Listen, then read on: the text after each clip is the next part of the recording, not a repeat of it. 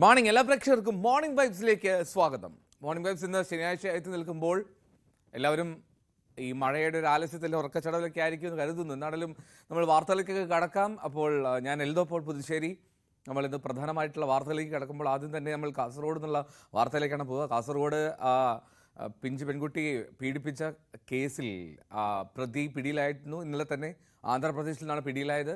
അയാളെ ഇന്ന് ഹോസ്ദൂർ കോടതിയിൽ ഹാജരാക്കുമെന്നുള്ള വിവരവുമായി ബൈജു പങ്കുവെക്കുന്നുണ്ട്. എങ്ങനെയാണ് ആ ക്രൈം നടന്നത് എന്ന് പ്രതി വിശദീകരിച്ചിട്ടുണ്ട്, കുറ്റസമ്മതം നടത്തിയിട്ടുണ്ട്. അതിൻ്റെ വിശദാംശങ്ങൾ നമുക്ക് ആദ്യം എടുക്കാം. ഒപ്പം തന്നെ മഴ ഇങ്ങനെ തുടരുകയാണ്. മഴ അത് സംസ്ഥാനത്തുടനീളം മഴയാണ്. അത് ദുരിത പെയ്ത്തായി ഇന്നലെയൊക്കെ നമ്മൾ പലയിടത്തും കണ്ടുവെങ്കിൽ പോലും വലിയ വലിയ പ്രശ്നങ്ങളിലാണ് ഇപ്പോൾ നിൽക്കുന്നത്. എന്താണെങ്കിലും അതിൻ്റെ പ്രവർത്തനങ്ങളൊക്കെ സ്ഥാപനങ്ങൾ ഭരണകൂടങ്ങളൊക്കെ ചെയ്യുന്നുണ്ട് എന്നുള്ളത് സന്തോഷകരമാണ്. ഇനി പെരിയാറിൽ മറ്റ് മത്സ്യക്കുരുതി ഉണ്ടല്ലോ, അതിൻ്റെ പ്രശ്നങ്ങൾ നിലനിൽക്കുന്നു. അതിൽ കൂടുതൽ നടപടികളിലേക്ക് കടക്കാൻ പോവുകയാണ്. ഇതിൻ്റെയൊക്കെ വിശദാംശങ്ങൾ ഏറ്റവും പ്രധാനം ലോക്സഭാ തെരഞ്ഞെടുപ്പ് നടക്കുകയാണ്. അതിൻ്റെ 6ാം ഘട്ടമാണിന്ന്. അപ്പോൾ 6ാം ഘട്ടത്തിൽ വളരെ നിർണായകമായിട്ടുള്ള ഒരു ഘട്ടമാണ് മത്സരിക്കുന്ന മുന്നണികളെ സംബന്ധിച്ച്. അപ്പോൾ അതിൻ്റെ വിശദാംശങ്ങൾ നമുക്ക് പങ്കുവെക്കാം. എല്ലാ വാർത്തകളുമായി നമുക്ക് പോകാം. മോർണിംഗ് വൈബ്സിൽ നമ്മൾ ആദ്യം പോവുകയാണ് കാസർഗോഡേക്ക്. കാസർഗോഡ് 10 വയസ്സുകാരിയെ പീഡിപ്പിച്ച കേസിലെ പ്രതി അറസ്റ്റിലായി. കുടക് സ്വദേശി PA സലീം എന്ന സൽമാനാണ് അറസ്റ്റിലായത്. 1ാം ക്ലാസ് മജിസ്ട്രേറ്റ് കോടതിയിൽ സൽമാനെ ഇന്ന് ഹാജരാക്കും. മോഷണമായിരുന്നു ലക്ഷ്യമെന്ന് പ്രതി മൊഴി നൽകി. വിവരങ്ങളുമായി KV ബൈജു ആണ് ചേരുന്നത്. ബൈജു, ഇയാളെ എപ്പോഴെത്തിക്കും കാസർഗോഡേക്ക്?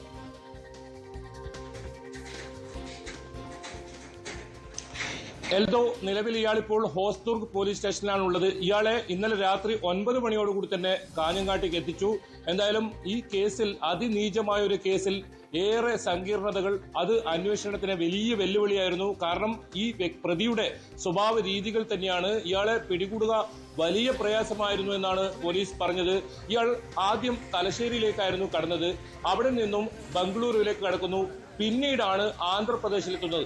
പ്രധാനമായും ഇയാൾ ആന്ധ്രാപ്രദേശിൽ എത്താനൊരു കാരണം, നേരത്തെ ഈ ആന്ധ്രാപ്രദേശിലെ ഒരു ഹോട്ടലിൽ ഇയാൾ ജോലി ചെയ്തിരുന്നു. അവിടെ ജോലി ചെയ്യാനുള്ള ഒരു തന്ത്രമായിരുന്നു ഇയാളുടേത്. അതായത് ഇവിടുന്ന് കൃത്യമായി ഈ സംഭവം നടന്നതിന് ശേഷം ഇയാൾ മുങ്ങുന്നു. ഇത്തരത്തിൽ പല സ്ഥലങ്ങളിലും പോയി ഒടുവിൽ ആന്ധ്രാപ്രദേശിൽ ജോലി ചെയ്ത് താമസിക്കാമെന്നായിരുന്നു ഇയാളുടെ കണക്കൂട്ടൽ. പക്ഷേ ഇയാളുടെ കണക്കൂട്ടൽ പിഴച്ചത് പോലീസിന്റെ അതിസമർത്ഥമായ നീക്കങ്ങൾ തന്നെയാണ്. ഇയാൾ 2 തവണയാണ് ഈ വീട്ടിലേക്ക് ഫോൺ വിളിച്ചത്. ഇയാളുടെ ബന്ധുവിനെയാണ് ഇയാൾ ഫോൺ വിളിച്ചത് ഇവിടുത്തെ വിവരങ്ങൾ അറിയാൻ. ആദ്യം വിളിച്ച ഫോണിൽ തന്നെ പോലീസ് ഇയാളുടെ സ്ഥലം കണ്ടെത്തി. ഒരു സംഘം അപ്പോൾ തന്നെ ആ ഭാഗത്തേക്ക് പോയി. പക്ഷേ ഇയാൾ എവിടെയാണെന്ന് കണ്ടെത്താൻ അവർ കഴിഞ്ഞില്ല. പിന്നീട് രണ്ടാമതും ഒരു കോൾ വന്നതാണ് ഈ കേസിൽ ഇയാൾ പ്രതിയെ എത്രയും പെട്ടെന്ന് അറസ്റ്റ് ചെയ്യാനുള്ള ഏറ്റവും പ്രധാന കാരണം. എന്തായാലും രണ്ടാമത്തെ കോൾ കൃത്യമായി പോലീസ് ഈ ലൊക്കേഷൻ കണ്ടെത്തി. അവിടെ നിന്നും അതിസാഹസികമായാണ് ഇയാളെ കസ്റ്റഡിയിലെടുത്തത് എന്നാണ് പോലീസ് പറയുന്നത്. എന്തായാലും ഹോസ്ദുർഗ് പോലീസ് സ്റ്റേഷനിൽ പ്രതി ഇപ്പോഴുണ്ട്. ഇയാളുടെ കുറ്റസമ്മത മൊഴിയിൽ ഇയാൾ പ്രധാനമായും പറയുന്നത് ഈ മോഷണം ലക്ഷ്യമിട്ടായിരുന്നു ഇയാൾ ഈ വീട്ടിലെത്തിയത്. പല വീടുകളിലും ഇയാൾ ഇത്തരത്തിൽ മോഷണം നടത്താൻ ശ്രമിക്കുന്നുണ്ട്. ഈ വീട് ശ്രദ്ധയിൽപ്പെടുകയും വീടിനകത്തേക്ക് കയറുകയായിരുന്നു. വീടിനകത്ത് കയറിയപ്പോൾ ഈ ബാലിക ഇവിടെ കിടന്നുറങ്ങുകയായിരുന്നു. ബാലികയുടെ കാതിലുള്ള കമ്മലായിരുന്നു ഇയാൾ ആദ്യം ലക്ഷ്യമിട്ടിരുന്നത്. അതിനുവേണ്ടി ഉറങ്ങിക്കിടക്കുന്ന ഈ പെൺകുട്ടിയെ ഇത്തരത്തിൽ പുറത്തേക്ക് കൊണ്ടുപോവുകയായിരുന്നു. ഈ കമ്മൽ ഊരിയെടുക്കുന്നതിനിടയിൽ കുട്ടി ഉണരുകയും കുട്ടി ബഹളം വെക്കാൻ തുടങ്ങിയപ്പോൾ കുട്ടിയെ കൊല്ലുമെന്ന് പറഞ്ഞ് ഭീഷണിപ്പെടുത്തുകയും പിന്നീട് ഇയാളുടെ മനസ്സ് മാറി ഇയാൾ ഈ കുട്ടിയെ ലൈംഗികമായി പീഡിപ്പിക്കുന്ന ഒരു സാഹചര്യമായിരുന്നു ഉണ്ടായിരുന്നത്. ഇതാണ് ഇയാളുടെ മൊഴി. പോലീസ് നമുക്ക് നൽകുന്ന വിവരങ്ങളും. എന്തായാലും അതിക്രൂരമായ നീചമായ ഒരു പ്രവൃത്തി ചെയ്ത പ്രതി ഇപ്പോൾ ഇത്തരത്തിൽ പോലീസ് അറസ്റ്റ് രേഖപ്പെടുത്തിയിരിക്കുന്നു. ഇയാളെ ഇന്ന് ഹോസ്ദുർഗ് ജുഡീഷ്യൽ മജിസ്ട്രേറ്റ് കോടതിയിൽ ഹാജരാക്കും. പക്ഷേ അതിന് മുൻപ് തെളിവെടുപ്പ് ഉൾപ്പെടെയുള്ള കാര്യങ്ങൾ നടത്തേണ്ടതുണ്ട്. അത് ഇന്ന് ഉണ്ടാകുമോ എന്നത് നമുക്ക് 9 മണിക്ക് ശേഷം പറയാൻ പറ്റൂ. കാരണം പോലീസ് 2 തരത്തിലാണ് ആലോചിക്കുന്നത്. പ്രധാനമായും ഇന്ന് തെളിവെടുപ്പിന് കൊണ്ടുപോയാൽ ജനങ്ങളുടെ ഭാഗത്തുനിന്ന് വലിയ തോതിലുള്ള പ്രതിഷേധം ഉണ്ടാവും. അങ്ങനെയാണെങ്കിൽ ഇയാളെ കോടതിയിൽ ഹാജരാക്കി ഇയാളെ കസ്റ്റഡിയിൽ വാങ്ങിയതിനു ശേഷം പിന്നീട് തെളിവെടുപ്പ് നടത്താമെന്നാണ്. പക്ഷേ ഇന്ന് കൊണ്ടുപോകാനുള്ള സാധ്യതയുണ്ട്. കാസർഗോഡ് ജില്ലയിൽ കനത്ത മഴയാണ് കഴിഞ്ഞ കുറേ ദിവസങ്ങളിലായി. ഇന്നും നല്ല മഴയുണ്ട്. അങ്ങനെയാണെങ്കിൽ മഴയാണെങ്കിൽ ഇന്ന് ഈ തെളിവെടുപ്പ് ഉണ്ടാകുമോ എന്ന കാര്യത്തിൽ ഒരു വ്യക്തതയില്ല. അതേസമയം തന്നെ ഇയാളുടെ കമ്മൽ അത് കണ്ടെത്താൻ, അത് ഏത് ജ്വല്ലറിയിലാണ് ഇയാൾ വിൽപ്പന നടത്തിയതെന്ന് പോലീസ് കണ്ടെത്തിയിട്ടുണ്ട്. ആ ജ്വല്ലറിയിൽ ഇയാളെ കൊണ്ടുപോകുമെന്നും നമുക്ക് അറിയുന്നുണ്ട്. ആ കമ്മൽ അവിടെ നിന്ന് കണ്ടെടുക്കേണ്ടത്.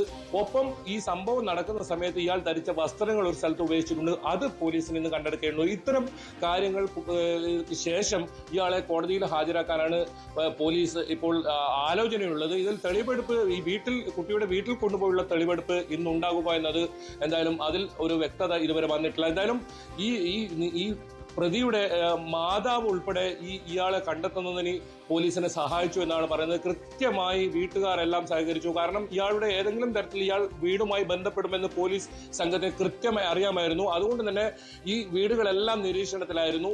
ഈ ഭാര്യയെ ഇയാൾ ഒരു തവണ വിളിച്ചു, ഒരു ബന്ധുവിനെയാണ് പിന്നീട് വിളിക്കുന്നത്. ഇതിൽ ഏറ്റവും സങ്കീർണത നിറഞ്ഞത് ഇയാൾ ഒരു കാരണവശാലും ഇയാൾ ഫോൺ ഉപയോഗിക്കാറില്ല എന്നതാണ്.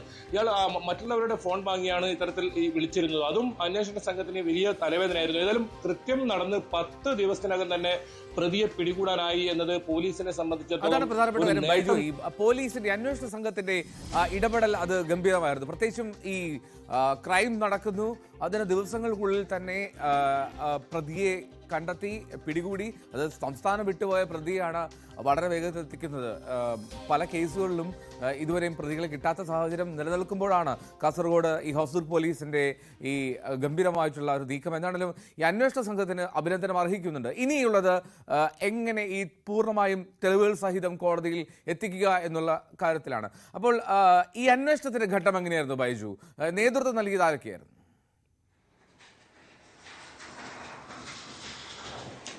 തീർച്ചയായും അത് വളരെ പ്രധാനം തന്നെയാണ് എൽദോ. ഇതിൽ DIG തോംസൺ ജോസിന്റെ നേതൃത്വത്തിൽ 3 DYSPമാരും അടങ്ങുന്ന 25-അംഗ സംഘമാണ് ഈ കേസ് അന്വേഷണം നടത്തിയത്. ബുധനാഴ്ച പുലർച്ചെ, അതായത് കഴിഞ്ഞ ബുധനാഴ്ച 15-ാം തീയതി പുലർച്ചെ 2:30 ഈ സംഭവം ഉണ്ടായത്. അപ്പോൾ തന്നെ പോലീസ് DIG ഉൾപ്പെടെയുള്ളവർ ജില്ലയിലെത്തി. ഈ സംഭവം വളരെ ഗൗരവത്തിലായിരുന്നു പോലീസ് തുടക്കത്തിൽ തന്നെ എടുത്തത്. പ്രത്യേക അന്വേഷണ സംഘത്തെ അപ്പോൾ തന്നെ രൂപീകരിച്ചു. സംശയം തോന്നിയ ഒരു പ്രതിയെ, ഇത്തരത്തിൽ നിരവധി കേസുകളിലെ പ്രതിയായ ഒരാളെ പോലീസ് കസ്റ്റഡിയിലെടുത്തു. പക്ഷേ അയാളെ ചോദ്യം ചെയ്തതിൽ നിന്നും ഇയാളല്ല ഈ സംഭവം നടത്തിയതെന്ന് പോലീസ് വ്യക്തമാവുന്നു. ഇതിനിടയിൽ നമ്മുടെ CCTV ദൃശ്യം പുറത്തുവിട്ടതോടുകൂടി ഇപ്പോൾ പിടിയിലായ പ്രതിയുടെ ബന്ധു ഇവരെ ഫോണിൽ പോലീസിനെ വിളിച്ച് സംഭവം അറിയിക്കുന്നു. തങ്ങൾക്ക് സംശയമുണ്ട് ഇയാളാണെന്നുള്ള കാര്യത്തിൽ. ഇയാളെ കേന്ദ്രീകരിച്ച് പിന്നീട് വിശദമായി നടത്തിയ അന്വേഷണത്തിലാണ് കൃത്യമായ പോലീസിന് ഈ പ്രതിയെ തിരിച്ചറിയാനായത്. അതോടുകൂടി തന്നെയാണ് ഈ കേസിൽ ഇയാൾ പ്രതിയാണെന്ന് പോലീസ് ഉറപ്പിക്കുന്നതും. പിന്നീട് ഇയാളുടെ നീക്കങ്ങൾ കണ്ടെത്താനുള്ള ശ്രമമായിരുന്നു. അത്തരത്തിൽ പോലീസ് കൃത്യമായ ഓരോ കാര്യങ്ങളും കൂടുതൽ CCTV ശേഖരിക്കുന്നു. അത്തരത്തിൽ നിരവധി കാര്യങ്ങൾ ശേഖരിച്ചു വെക്കുന്നു. എന്തായാലും ഇയാൾക്കെതിരെ ഒരു പോക്സോ കേസ് നിലവിലുണ്ട്. 14 വയസ്സുകാരിയായ ഒരു പെൺകുട്ടിയെ ഇത്തരത്തിൽ സ്കൂട്ടറിൽ തട്ടിക്കൊണ്ടുപോയി വനത്തിനകത്ത് കൊണ്ടുപോയി പീഡിപ്പിച്ചു എന്നാണ് കേസ്. ഈ കേസിൽ ഇയാൾ അന്ന് പിടിയിലായിരുന്നു. 3 മാസം ജയിലിലുമായിരുന്നു. അത്തരം കാര്യങ്ങളൊക്കെ പോലീസ് ശേഖരിച്ചു. ഒപ്പം മടിക്കേരിയിലാണ് ഇയാൾ കൊടക് കേന്ദ്രീകരിച്ച് ഇയാൾ 2 തവണ മാല തട്ടിപ്പറിക്കുന്ന ഒരു കേസിലും ഇയാൾ ഉൾപ്പെട്ടിട്ടുണ്ട്. അത്തരത്തിലുള്ള കേസുമുണ്ട്. അത് മാത്രമല്ല 15-ാം തീയതി സംഭവം നടക്കുന്നു. 13-ാം തീയതി സമാനമായ രീതിയിൽ കുറന്തൂർ എന്ന് പറയുന്ന ഒരു സ്ഥലത്ത് ഒരു വീട്ടിൽ ഇയാൾ ഇത്തരത്തിൽ കയറുന്നു. ഇയാളുടെ പ്രധാനമായും പതിവ് ഈ 12 മണിക്കും 4 മണിക്കും ഇടയിൽ കറങ്ങി നടന്ന് കൃത്യമായി ഇത്തരത്തിൽ വീടുകൾ ഏതെങ്കിലും ഉണ്ടെങ്കിൽ ആ വീട്ടിലേക്ക് കയറുക. അതായത് ഈ പശുവൊക്കെയുള്ള വീട്ടിലാണ് ഈ പശു പാല് കറക്കാൻ ഇറങ്ങുമെന്ന് അറിയുന്നു. വാതിൽ അടക്കില്ല എന്നറിയുന്നു. അത്തരം വീടുകൾ കേന്ദ്രീകരിച്ചാണ് ഇയാളെ കവർച്ച. അന്ന് ആ വീട്ടിലേക്ക് ഇതേ രീതിയിൽ ഇയാൾ മുൻവശത്തെ വാതിൽ അകത്ത് കയറി ഇവിടുന്നുണ്ടായ ആഭരണങ്ങൾ കൈക്കലാക്കി പുറകുവശത്തെ അടുക്കള ഭാഗത്ത് കൂടി പുറത്തു പോകുന്ന സാഹചര്യം ഉണ്ടായിരുന്നു. പക്ഷെ അത് മുക്കുമണ്ഡമായിരുന്നതിനാൽ ആ കേസിൽ വലിയ പരാതിയൊന്നും നൽകാൻ ആ വീട്ടുകാർ തയ്യാറായിരുന്നില്ല. അതാണ് ഇയാൾ പിന്നീടും ഇത്തരത്തിൽ മോഷണം നടത്താനുള്ള ഒരു സാഹചര്യം ഉണ്ടായത്. എന്തായാലും ഈ സംഭവത്തിൽ ഇയാൾ ഈ വീട്ടിലേക്ക് എത്തുമ്പോൾ ഈ പശുവിനെ പാൽ കറക്കാനായി ഈ മുത്തച്ഛൻ പുറത്തേക്ക് ഇറങ്ങുന്നത് ഇയാൾ കാണുന്നു. ആ സമയത്ത് ഇയാൾ ഒരു പൊന്തക്കാട്ടിൽ പതുങ്ങിയിരിക്കുന്നു. പിന്നീട് ഇയാൾ ഈ വീടിനകത്തേക്ക് കയറുന്നു. ഈ കുട്ടിയെ എടുത്ത് പുറത്തേക്ക് കൊണ്ടുപോകുന്നു. കമ്മൽ ഊരി ഈ കുട്ടിയെ ഉപേക്ഷിക്കാൻ വന്നായിരുന്നു ആദ്യം കരുതിയെങ്കിൽ പിന്നീട് ഇയാളുടെ മനസ്സ് മാറി ഇത്തരത്തിൽ പീഡനത്തിന് ഈ കുട്ടിയെ ഇരയാക്കിയിരുന്നു. കുട്ടി ബഹളം വെച്ചപ്പോൾ കൊല്ലുമെന്നൊക്കെ ഭീഷണിപ്പെടുത്തുന്ന ഒരു സാഹചര്യമുണ്ട്. ഏതായാലും ഈ കാര്യത്തിൽ പോലീസ് ഈ സംഭവത്തിൽ കൃത്യമായ രേഖകൾ, ഇതിന്റെ തെളിവുകളെല്ലാം ശേഖരിച്ച് പ്രതിക്ക് പരമാവധി ശിക്ഷ ലഭിക്കാവുന്ന രീതിയിലുള്ള കാര്യങ്ങളുമായി മുന്നോട്ട് പോകുന്നു. അത് അന്വേഷണ ഉദ്യോഗസ്ഥർ തന്നെ നമ്മോട് വ്യക്തമാക്കുകയുണ്ടായി. അതിനുള്ള തെളിവുകളൊക്കെ ഇന്ന് ശേഖരിക്കാനുണ്ട്. പ്രധാനമായും ഇയാൾ അന്ന് ധരിച്ച വസ്ത്രം പോലീസിന് കിട്ടാനുണ്ട്. അത് ഇന്ന് ഈ പ്രതിയെ കൊണ്ടുപോയി അത് കണ്ടെത്തും. ഒപ്പം ഈ നേരത്തെ ഞാൻ പറഞ്ഞ ആഭരണം ഇയാൾ വിൽപ്പന നടത്തിയ കടയിലും ഇന്ന് തെളിവെടുപ്പിനായി കൊണ്ടുപോകും. Eldho. Okay, K V Baiju ആണ് വിവരങ്ങൾ പങ്കുവച്ച് കാസർഗോഡ് നിന്ന്. നടലും കാസർഗോഡ് 10 വയസ്സുകാരിയെ അതിക്രൂരമായി പീഡിപ്പിക്കുകയും സ്വർണം കവരുകയും ചെയ്ത കേസിൽ പ്രതി സലീം അയാളെ ഹോസ്ദുർഗ് പോലീസ് സ്റ്റേഷനിൽ എത്തിച്ചു. ആന്ധ്രാപ്രദേശിൽ നിന്നാണ് കൊണ്ടുവന്നത്. ഇന്ന് കോടതിയിൽ ഹാജരാക്കും. തെളിവെടുപ്പ് ഉണ്ടാകുമോ എന്ന് നമുക്ക് കാത്തിരിക്കാം. എന്നാലും പോലീസ് വളരെ ശാസ്ത്രീയമായി തന്നെ അത് തെളിവുകൾ കണ്ടെത്തി കോടതിയിൽ അയാൾക്ക് പൂർണ്ണമായിട്ടുള്ള ശിക്ഷ നൽകാനുള്ള ശ്രമത്തിൽ തന്നെയാണ്. കെ വി ബൈജു റിപ്പോർട്ട് ചെയ്യുന്നത് കാസർഗോഡ് നിന്ന്. ഇനി പിണറായി വിജയൻ സർക്കാരിൻ്റെ വാർഷികമാണെന്ന് 2016 മെയ് 25-നാണ് പിണറായി വിജയൻ നയിച്ച ആദ്യ മന്ത്രിസഭ അധികാരമേറ്റത്. രണ്ടാം പിണറായി വിജയൻ സർക്കാർ അധികാരമേറ്റത് 2021 മെയ്യിലാണെങ്കിലും വാർഷികാഘോഷങ്ങൾ ജൂൺ 4-ന് ശേഷം മതിയെന്നാണ് നിലവിലെ തീരുമാനം. പെരുമാറ്റച്ചട്ടം നിലനിൽക്കുന്നതിലാണ് ഈ തീരുമാനം. ബാർക്കോഴ ആരോപണത്തിൽ സർക്കാർ വിജിലൻസ് അന്വേഷണം ഉടൻ പ്രഖ്യാപിച്ചേക്കും. ആരോപണം ഉയർന്നതിന് പിന്നാലെ എക്സൈസ് മന്ത്രി എം പി രാജേഷ് DGPക്ക് പരാതി നൽകിയിരുന്നു. അതേസമയം ഊമക്കത്ത് ലഭിച്ചതിന്റെ അടിസ്ഥാനത്തിൽ എക്സൈസ് വിജിലൻസ് വിഭാഗം അന്വേഷണം ആരംഭിച്ചു. VV വിനോദാണ് വാർത്തയുടെ വിശദാംശങ്ങളുമായി ചേരുന്നത്. ഒപ്പം തന്നെ ക്രൈംബ്രാഞ്ച് അന്വേഷണവും ഈ വിഷയത്തിൽ ഉണ്ടാകുമെന്നുള്ളതാണ്. മന്ത്രി എം പി രാജേഷ് നൽകിയ പരാതി DGP ക്രൈംബ്രാഞ്ച് ADGPക്ക് കൈമാറി. പണപ്പിരിവ് ആരോപണത്തിന് പിന്നാലെ ഗൂഢാലോചന അന്വേഷിക്കണമെന്നാണ് പരാതിയിലെ ആവശ്യം. അന്വേഷണ രീതി ക്രൈംബ്രാഞ്ച് മേധാവി തീരുമാനിക്കും. Vinod, good morning. ഈ പുതിയ ബാർക്കോഴ ആരോപണം അത് രാഷ്ട്രീയമായി വലിയ ചർച്ചയാകുന്ന സാഹചര്യമാണ്. അതിൽ പൂർണ്ണമായും കൈകൾ ശുദ്ധമാണ് എന്നുള്ള നിലപാടിലാണോ LDF? ഒപ്പം സർക്കാരും സധൈര്യത്തോടുകൂടി തന്നെ ഈ അന്വേഷണവുമായി മുന്നോട്ട് പോകാം, അത്തരത്തിൽ ഈ ആരോപണം അത് പൊള്ളയാണ് എന്ന് തെളിയിക്കുക എന്നുള്ള ഒരു നിലപാടിലാണോ പോകുന്നത്?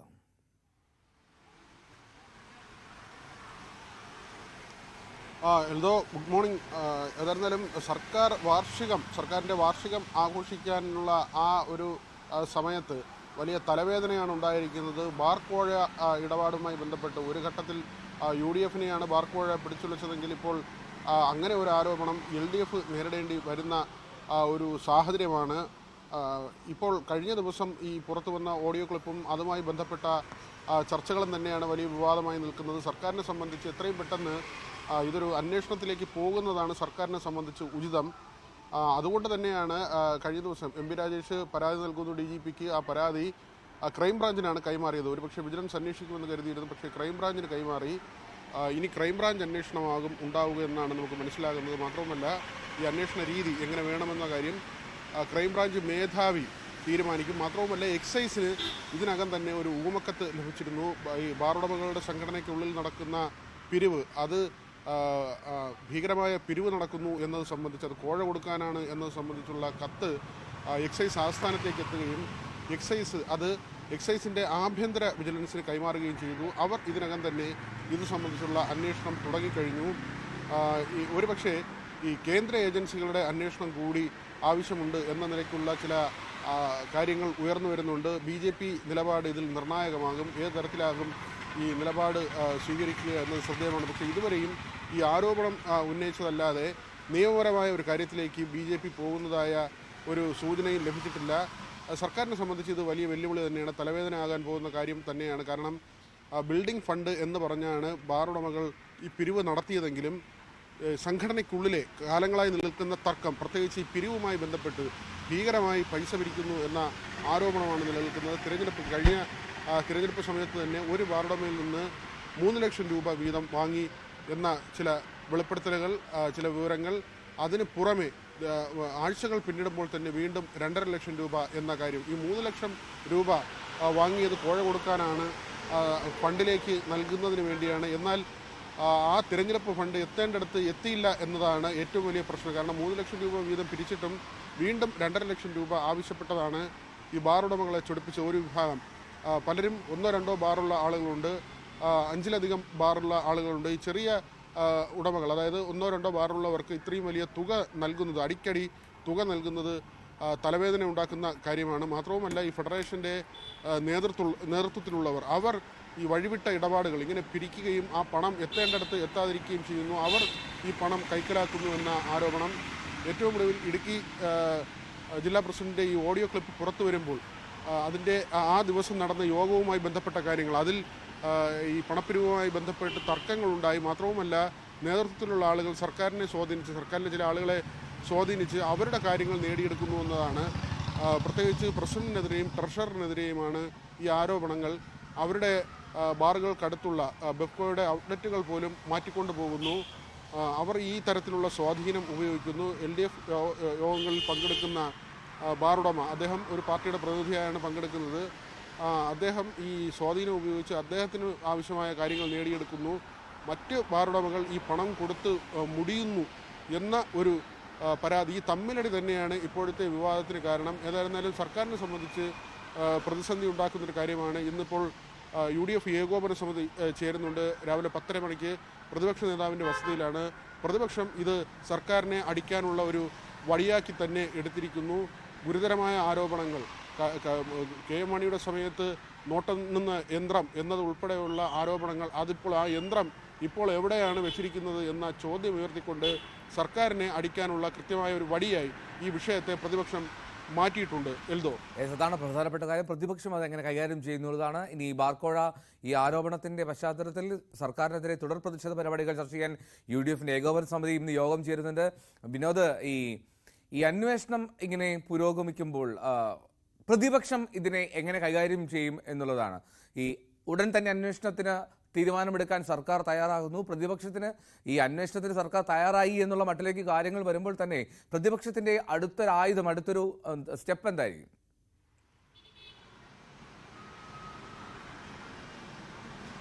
എൽദോ, ഇപ്പോൾ ഈ ഫെഡറേഷൻ്റെ, അതായത് ബാറുടമകളുടെ സംഘടനയുടെ നേതൃത്വം വിശദീകരിക്കുന്ന തിരുവനന്തപുരത്ത് അവർക്ക് ഒരു ബിൽഡിംഗ് വേണമെന്ന് ആലോചിക്കുകയും ആ ബിൽഡിംഗ് ഫണ്ടിന് വേണ്ടിയുള്ള പിരിവാണ് നടത്തിയത്. ഇതിനകം തന്നെ 4.5 കോടി രൂപ പിരിച്ചു. 6 കോടി 10 ലക്ഷം രൂപ വരെ ചിലവുള്ള കാര്യമാണ്. 3 കോടി രൂപ വരെ ഇതിനകം തന്നെ ആ സ്ഥല ഉടമയുമായി ബന്ധപ്പെട്ട ഇടപാടുകൾക്ക് ചിലവഴിച്ചു എന്ന കാര്യമൊക്കെയാണ് വിശദീകരിക്കുന്നത്. പക്ഷേ ഇതിൽ ഒരു വിഭാഗം, ബാറുടമകളിൽ ഒരു വിഭാഗം ഇടഞ്ഞു നിൽക്കുകയാണ്. കാരണം ഈ പറയുന്ന കണക്കുകളൊന്നും തന്നെ ശരിയല്ല. ബിൽഡിംഗ് ഫണ്ട് പിരിക്കുന്നത് വേറെയാണ്, തിരഞ്ഞെടുപ്പ് ഫണ്ട് ഈ സർക്കാരിനോ അല്ലെങ്കിൽ LDFലെ പാർട്ടികൾക്കോ നൽകേണ്ട വിഹിതം എന്ന നിലയ്ക്ക് വേറെ പിരിക്കുന്നു. ഇത്തരത്തിലുള്ള ചില ആരോപണങ്ങളും വിശദീകരണങ്ങളുമാണ് ഈ ബാറുടമകളുടെ സംഘടനയിൽ നിന്ന് തന്നെ മനസ്സിലാക്കാൻ കഴിയുന്നത്. ഈ തെറ്റി നിൽക്കുന്ന ആളുകൾ ഇത്തരം ആരോപണങ്ങളാണ് ഉന്നയിക്കുന്നത്. സർക്കാരിനെ സംബന്ധിച്ച് ഇവർക്കിടയിലെ ഭിന്നിപ്പ് അതൊരു വലിയ തലവേദനയായി മാറി എന്ന് പറയാതെ തരമില്ല. മാത്രവുമല്ല, ഈ MP രാജേഷ് ഉൾപ്പെടെയുള്ളവർ ഈ തുക വാങ്ങിയില്ല അല്ലെങ്കിൽ ഇങ്ങനെ ആവശ്യപ്പെട്ടിട്ടില്ല എന്ന കാര്യം വിശദീകരിക്കുമ്പോൾ തന്നെ ഒരുപക്ഷെ മറ്റ് ഏജൻസികളുടെ അന്വേഷണം അതിനുള്ള സാധ്യതയാണ്. ഈ ഓഡിയോ സന്ദേശം പുറത്ത് വിട്ടവർ തന്നെ അത് കൃത്യമായ ആലോചനയോടുകൂടിയാണ് വിവാദമുണ്ടാക്കുക എന്നത് ബോധപൂർവം ആലോചിച്ച് തന്നെയാണ് അവർ പുറത്തുവിട്ടത്. പക്ഷേ അവരുടേതായ വിശദീകരണമായി നമുക്ക് മനസ്സിലാക്കാൻ കഴിയുന്നത് ഇങ്ങനെയാണ്: തുടരെയുള്ള പണപ്പിരിവ്. അതുകൊണ്ട് തന്നെ ഈ ഓഡിയോ പുറത്തുവിട്ട ആളുകൾ ഒരുപക്ഷെ കേന്ദ്ര ഏജൻസികളുടെ അന്വേഷണം എന്ന നിലയ്ക്ക് കൂടി കാര്യങ്ങളെ കൊണ്ടുപോകും. അങ്ങനെയെങ്കിൽ ഈ സംഘടനയ്ക്കുള്ളിൽ എത്ര തവണയാണ് പിരിവ് നടന്നത്, എത്ര രൂപയാണ് പിരിച്ചത്, അത് എങ്ങനെയാണ് ചിലവഴിച്ചത് തുടങ്ങിയ കാര്യങ്ങൾക്കെല്ലാം തന്നെ നേതൃത്വം മറുപടി പറയേണ്ടി വരും. ഇപ്പോൾ സംസ്ഥാന സർക്കാരിനെ സംബന്ധിച്ച് ക്രൈംബ്രാഞ്ച് അന്വേഷണത്തിന് വിടുമ്പോൾ അത് സംസ്ഥാനത്തിൻ്റെ തന്നെ ഒരു ഏജൻസിയാണ്. അത് എത്രമാത്രം വിശ്വാസത്തിലെടുക്കും, അല്ലെങ്കിൽ പ്രതിപക്ഷം അതിനെ എങ്ങനെയാവും കാണുക, പ്രത്യേകിച്ച് BJP അതിനെ എങ്ങനെ കാണും, BJP ഇതിൽ നിയമപരമായോ അല്ലെങ്കിൽ കേന്ദ്ര സർക്കാരിനെ സംസ്ഥാന ഘടകം സമീപിക്കുകയോ പരാതി കൊടുക്കുകയോ ഇക്കാര്യത്തിൽ ഒരു കേന്ദ്ര ഏജൻസിയുടെ അന്വേഷണം വേണമെന്ന ആവശ്യം ഉന്നയിക്കുകയോ ചെയ്യുമോ എന്നതാണ് ഇനി മനസ്സിലാക്കേണ്ട കാര്യം. ഈ ബാറുടമകളുമായി ബന്ധപ്പെട്ട വിഷയം നമ്മൾ മനസ്സിലാക്കുമ്പോൾ അവർക്കിടയിൽ വലിയ ഭിന്നത ഉണ്ടായിരുന്നു. 800ഓളം ബാറുകളാണ് സംസ്ഥാനത്തുള്ളത്. ഏതാണ്ട് 500ഓളം ഉടമകളുണ്ട്. ഒരു ബാർ ഉള്ള ആളുകളുണ്ട്, ഒന്നിൽ കൂടുതൽ ഉള്ളവരുണ്ട്, 5-ലധികം ബാറുകൾ ഉള്ള ആളുകളും ഒക്കെയുണ്ട്. ഏതാണ്ട് 500ഓളം ബാറുടമകൾ. ഇവർ ഓരോ ബാറിനും നൽകേണ്ട തുക, അത് ഈ ചെറിയ ഉടമകൾ അല്ലെങ്കിൽ ചെറിയ രീതിയിൽ വ്യവസായം നടത്തുന്ന അവരെ സംബന്ധിച്ച് വലിയ ഭീമമായ തുക നൽകുന്നത് താങ്ങാനാവുന്നില്ല എന്നത് തന്നെയാണ് അവർ പറയുന്നത്. ഇപ്പോൾ സമയം നീട്ടിക്കൊടുക്കുക, ബാറുകളുടെ പ്രവർത്തന സമയം നീട്ടുക, ഡ്രൈ ഡേ ഒഴിവാക്കി കൊടുക്കുക തുടങ്ങിയ കാര്യങ്ങൾ അത് ബെപ്കോയെ സംബന്ധിച്ചും മെച്ചമുള്ള കാര്യമായാണ് വിലയിരുത്തുന്നത്. കാരണം പ്രതിദിനം 50 കോടി രൂപയുടെ വിൽപ്പനയാണ് ബെപ്കോയ്ക്ക് നടക്കുന്നത്. അതുപോലെ ബാറുകൾക്കും ആ വിൽപ്പന നടക്കുന്നുണ്ട്. ഡ്രൈ ഡേയിൽ സാധാരണ നിലയിൽ മദ്യത്തിൻ്റെ ഒഴുക്ക് തടയാനാകുന്നോ എന്ന് ചോദിച്ചാൽ ബ്ലാക്കിൽ വിൽക്കുന്നു എന്നത് തന്നെ നേരത്തെ സ്പെഷ്യൽ ബ്രാഞ്ച് റിപ്പോർട്ടായി വന്നതാണ്. ഡ്രൈ ഡേ നടത്തിയതുകൊണ്ട് കാര്യമായ പ്രയോജനമില്ല. മാത്രവുമല്ല രാസലഹരിയുടെ ഉപയോഗം കൂടുന്നുവെന്ന എക്സൈസിൻ്റെയൊക്കെയും വിലയിരുത്തലുണ്ട്. ഇതെല്ലാം പരിഗണിച്ചുകൊണ്ടാകും മദ്യനയത്തിൽ അന്തിമമായ ഒരു രൂപം കൊണ്ടുവരിക. ഏതായിരുന്നാലും ഈ പിരിവ് സംബന്ധിച്ചുള്ള തർക്കം അത് സർക്കാരിനെ സംബന്ധിച്ച് വലിയ തലവേദനയായിരിക്കുകയാണ് എന്നതിൽ തർക്കമില്ല. ഓക്കെ, വിനോദ് തുടരണം. കാരണം നമുക്ക് തിരുവനന്തപുരത്ത് മഴയുടെ കാഴ്ചകൾ കാണാം. വിനോദ് ഇപ്പോൾ തന്നെ കൊടചൂടി നിൽക്കുന്നത് കാണാം. അപ്പോൾ എന്താണെങ്കിലും UDF ഏകോപന സമിതി ഇന്ന് ചേരുന്നുണ്ട്.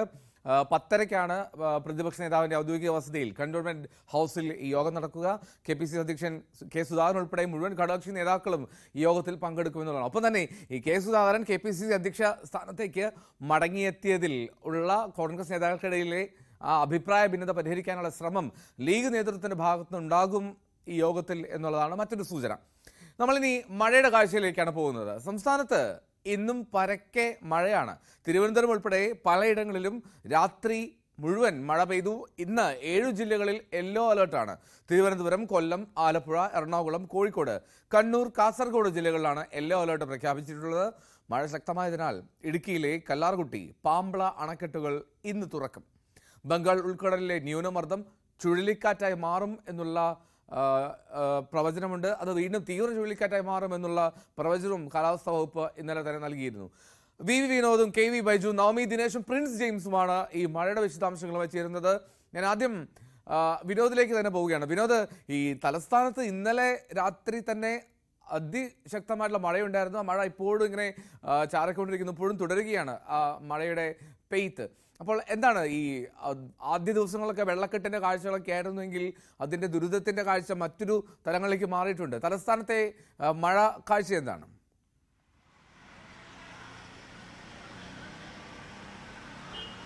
എൽദോ, ഇന്ന് 7 ജില്ലകളിലാണ് മഴ മുന്നറിയിപ്പുള്ളത്. അതിൽ ഒരു ജില്ല തിരുവനന്തപുരമാണ്. എൽദോ പറഞ്ഞതുപോലെ തന്നെ കഴിഞ്ഞ ദിവസം രാത്രി എന്നതല്ല, കഴിഞ്ഞ ഏതാണ്ട് 5 ദിവസത്തിലധികമായി തലസ്ഥാന ജില്ലയിൽ മഴ അനുഭവപ്പെടുന്നുണ്ട്. അത് ഒറ്റപ്പെട്ട മഴയായോ അല്ലെങ്കിൽ ഗ്രാമ നഗര വ്യത്യാസമില്ലാതെ പരക്കെ ഉള്ള മഴ മലയോര മേഖലയിലും തീരദേശത്തും അടക്കം എല്ലാ മേഖലകളിലും മഴ ലഭിക്കുന്ന ഒരു സാഹചര്യമുണ്ട്. കഴിഞ്ഞ ദിവസവും രാത്രി ശക്തമായ മഴയായിരുന്നു.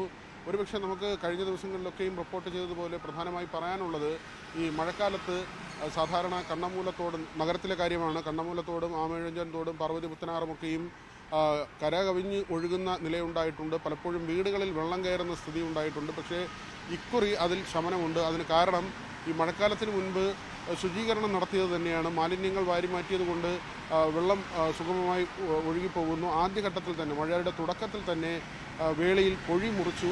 അതുകൊണ്ട് തന്നെ അവിടെയും കടലിലേക്ക് ജലം ഒഴുകിപ്പോകുന്നതിന് മറ്റ് ബുദ്ധിമുട്ടുണ്ടായില്ല. പക്ഷേ ഈ റോഡ് നിർമ്മാണവുമായി ബന്ധപ്പെട്ട് നടക്കുന്ന പ്രവൃത്തികൾ അത് 6 മാസത്തിലധികമായി നടക്കുന്ന പ്രവൃത്തികളുണ്ട്. വലിയ കുഴികളാണ് പ്രധാനപ്പെട്ട റോഡുകളിലെല്ലാം എടുത്തിട്ടുള്ളത്. അവിടെ വെള്ളക്കെട്ട് നിലനിൽക്കുന്നു. ഏതാണ്ട് 5-ലധികം റോഡുകൾ ഇപ്പോഴും ഇനി പണി പൂർത്തിയാകാനായി നഗരത്തിലുണ്ട്. ഈ റോഡുകളിലൂടെയുള്ള യാത്രകളാണ് ദുരിതമായിരിക്കുന്നത്. മാത്രവുമല്ല, തിരുവനന്തപുരത്ത് ജനറൽ ആശുപത്രി വഞ്ചി റോഡ്, അവിടെ പ്രധാനപ്പെട്ട സ്കൂളുകളും അതോടൊപ്പം ആശുപത്രികളും കോടതിയും ഒക്കെയും ഉള്ള ആ റോഡാണ്. ആ റോഡിൽ വലിയ ഈ നിർമ്മാണ പ്രവൃത്തികൾ ദീർഘകാലമായി ഇങ്ങനെ നീണ്ടുപോകുന്നത് കൊണ്ട് തന്നെ സ്കൂൾ തുറക്കുന്ന സമയമായതുകൊണ്ട് രക്ഷിതാക്കളും ആശങ്കയിലാണ്. കുഞ്ഞുങ്ങളെ ഈ വെള്ളക്കെട്ടിന് അടുത്തുകൂടെയൊക്കെയും അയക്കേണ്ടി വരുന്നതിൻ്റെ ഒരു പ്രയാസമുണ്ട്. ആ ഒരു ബുദ്ധിമുട്ട് അത് നേരത്തെ നഗരസഭ പൂർത്തിയാക്കുമെന്ന് 2 തവണ ഉറപ്പ് നൽകിയതാണ്. പക്ഷേ ആ 2 തവണയും ഈ നിർമ്മാണങ്ങൾ പൂർത്തിയാകുന്ന നിലയുണ്ടായിട്ടില്ല. നമുക്ക് മറ്റ് സാഹചര്യത്തിലേക്ക് വന്നു കഴിഞ്ഞാൽ ഇപ്പോൾ അറബിക്കടലിൽ രൂപം കൊണ്ട ന്യൂനമർദ്ദം അത് ചക്രവാത ചുഴിയായി മാറുകയാണ്. അതിൻ്റെ ഫലമായി കേരള തീരത്തും കേരളത്തിൽ പരക്കെയും മഴയുണ്ടാകുന്ന സാഹചര്യമുണ്ടാകും. ബംഗാൾ ഉൾക്കടലിലും ഈ തരത്തിൽ അവിടെ ഉണ്ടായ ന്യൂനമർദ്ദം അല്ലെങ്കിൽ അത് ചുഴലിക്കാറ്റായി മാറുന്ന ഒരു സ്ഥിതിയാണ്. അതും മറ്റ് തീരങ്ങളിൽ കേരളത്തെ വലിയ തോതിൽ ബാധിക്കില്ലെങ്കിൽ കൂടി മറ്റ് തീരങ്ങളിൽ അത് ബാധിക്കുന്ന സാഹചര്യമുണ്ട്. ഏതായിരുന്നാലും ഇനി ഈ കാലവർഷത്തിൻ്റെ സമയമാണ്. ഈ വേനൽ മഴയായി തുടങ്ങിയ മഴ അതിന് ഒരു ഇടവേള ഉണ്ടാകുമോ എന്നതിൽ സംശയമുണ്ട്. കാരണം കാലവർഷം ഈ മാസം അവസാനത്തോടു കൂടി ആരംഭിക്കുമെന്നാണ് കാലാവസ്ഥാ നിരീക്ഷണ കേന്ദ്രത്തിൻ്റെ മുന്നറിയിപ്പ്. അങ്ങനെയെങ്കിൽ ഈ മഴ തുടർന്നാൽ അടുത്ത ദിവസങ്ങളിലും ഇങ്ങനെ തന്നെ നിലനിൽക്കും. കടുത്ത വേനലിൽ നിന്നാണ് മഴയിലേക്ക് കാര്യങ്ങൾ മാറിയത്. മഴ ഈ കുടിവെള്ള പ്രശ്നം ഉൾപ്പെടെയുള്ള ഭീഷണി ഉണ്ടായിരുന്നു. ഡാമുകളിൽ ജലനിരപ്പ് ഗണ്യമായി താഴുന്ന ഒരു നിലയുണ്ടായിരുന്നു. അതിനെല്ലാം മാറ്റം വന്നു. മാത്രവുമല്ല, ഇനിയും ജലനിരപ്പ് ഉയർന്നാൽ ഡാമുകളിൽ ഷട്ടറുകൾ തുറക്കേണ്ട സാഹചര്യത്തിലേക്ക് പോകും. ഏതായിരുന്നാലും ഈ സ്കൂൾ തുറപ്പുമായി ബന്ധപ്പെട്ട് ഇനി വരുന്ന ബുദ്ധിമുട്ടുകളാണ് പ്രധാനമായും ഉള്ളത്. റോഡുകളുടെ നിർമ്മാണ പ്രവൃത്തി അത് വകുപ്പുകളുടെ ഏകോപനമില്ലായ്മ മൂലം നീണ്ടുപോയി എന്നൊരു ആരോപണമാണ് പൊതുവിൽ ജനങ്ങൾ ഉന്നയിക്കുന്ന ഒരു കാര്യം. ശരി, വി വിനോദം, കെ ബി ബൈജു, നവമി ദിനേശുമാണ് ആദ്യം ചേരുന്നത്. എന്നാലും ദൃശ്യങ്ങളിൽ നവമിക്കും ബൈജുവിനും കൊടയില്ല, അപ്പോൾ അവിടെ മഴയില്ല എന്ന് പ്രതീക്ഷിക്കുന്നു. ഞാൻ നവമിയിലേക്ക് പോവുകയാണ്. നവമി, കൊച്ചിയിലെ മഴ മാറിയോ?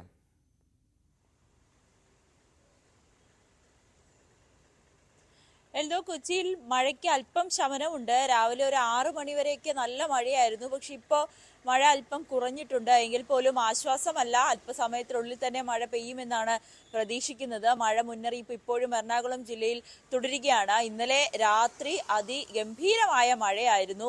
ഒരു 7 മണിയൊക്കെ തുടങ്ങിയ മഴ ഏകദേശം രാത്രി 12-1 മണി വരെ നീണ്ടു നിന്നു, തോരാതെ തന്നെ നീണ്ടു നിന്നു. ആ സമയത്ത് കൊച്ചിയിലെ പല ഭാഗങ്ങളിലും വെള്ളക്കെട്ട് രൂപപ്പെടുകയും ചെയ്തു. ആലുവ ഭാഗങ്ങളിൽ വീടുകളിൽ വെള്ളം കയറുന്ന ഒരു സാഹചര്യമുണ്ടായി. പക്ഷെ ഇപ്പോൾ ആശ്വാസമാണ്. ഈ മഴ ഒന്ന് മാറി നിൽക്കുമ്പോൾ വെള്ളം ഇറങ്ങി പോകുന്ന ഒരു സാഹചര്യമാണ്. അതുപോലെ വൈറ്റില, ഇടപ്പള്ളി, പാലാരിവട്ടം ഭാഗങ്ങളിലും MG റോഡിലും KSRTC സ്റ്റാൻഡിലും ഒക്കെ ഇന്നലത്തെയുള്ള മഴ, തുടർച്ചയായിട്ടുള്ള 4 മണിക്കൂർ നീണ്ട മഴയിൽ നല്ല രീതിയിൽ വെള്ളക്കെട്ടുണ്ടായി. പക്ഷേ ഇപ്പോൾ ഇവിടെ ഈ പ്രദേശങ്ങളിലെല്ലാം തന്നെ വെള്ളം ഇറങ്ങിപ്പോയിട്ടുണ്ട്. പക്ഷേ ഇട റോഡുകളിലൊക്കെ ഇപ്പോഴും വെള്ളം കെട്ടി നിൽക്കുന്ന ഒരു സാഹചര്യമാണ്. അത് ഏറ്റവും കൂടുതൽ പനമ്പള്ളി നഗറിലാണ്. അത് വേലിയേറ്റ സമയത്ത് പനമ്പള്ളി നഗറിൽ വെള്ളം കൂടുന്ന ഒരു സാഹചര്യമുണ്ട്. അത് ഒഴുകി പോകുന്നതിന് അല്പം കാലതാമസം വേണ്ടിവരും. പനമ്പള്ളി നഗറിലെ ഇട റോഡുകളിലൊക്കെ ഇപ്പോഴും വെള്ളക്കെട്ട് അനുഭവപ്പെടുന്നുണ്ട്. പക്ഷേ പ്രധാനപ്പെട്ട ഭാഗങ്ങൾ, അതായത് കഴിഞ്ഞ